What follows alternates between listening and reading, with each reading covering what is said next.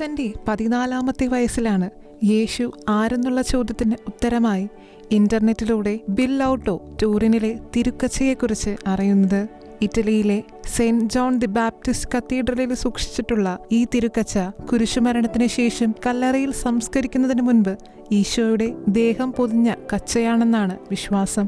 ഇതിനെ സാധൂകരിക്കുന്ന തരത്തിൽ കച്ചയിൽ ഈശോയുടെ പീഡനമേറ്റ തിരുശരീരത്തിന്റെയും തിരുമുഖത്തിന്റെയും പ്രതിബിംബം പതിഞ്ഞിട്ടുണ്ട്. കച്ചയ്ക്ക് 2000 വർഷത്തോളം പഴക്കമുള്ളതായും ഗവേഷകർ പറയുന്നു. തിരുക്കച്ചയെക്കുറിച്ച് അറിഞ്ഞതു മുതൽ ഇതിനു പിന്നിലെ ശാസ്ത്രീയമായ വശം അന്വേഷിക്കുകയായിരുന്നു ലോട്ടോ. തന്റെ എല്ലാ കഴിവുകളും ദൈവം ഇല്ല എന്ന സാധ്യതയെ ചോദ്യം ചെയ്യാൻ അദ്ദേഹം ഉപയോഗിച്ചു.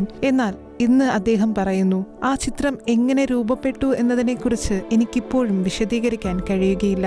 എന്നാൽ അത് നോക്കുന്ന എല്ലാവരും ഒരു തരത്തിൽ അല്ലെങ്കിൽ മറ്റൊരു തരത്തിൽ സ്വാധീനിക്കപ്പെടുന്നു. ടൂറിനിലെ തിരുക്കച്ചയെക്കുറിച്ചുള്ള പഠനം തനിക്ക് മുൻപെങ്ങുമില്ലാത്ത തരത്തിലുള്ള ദൈവവിശ്വാസം നൽകുന്നുവെന്നും അദ്ദേഹം പറയുന്നു. ഇപ്പോഴും ആളുകൾ തന്റെ അടുത്തു വന്ന് ചോദിക്കാറുണ്ട്, ബിൽ, നീ ഒരു സയന്റിസ്റ്റാണ്, നീ ഇതുപോലുള്ള അത്ഭുതങ്ങളിൽ വിശ്വസിക്കരുതെന്ന്.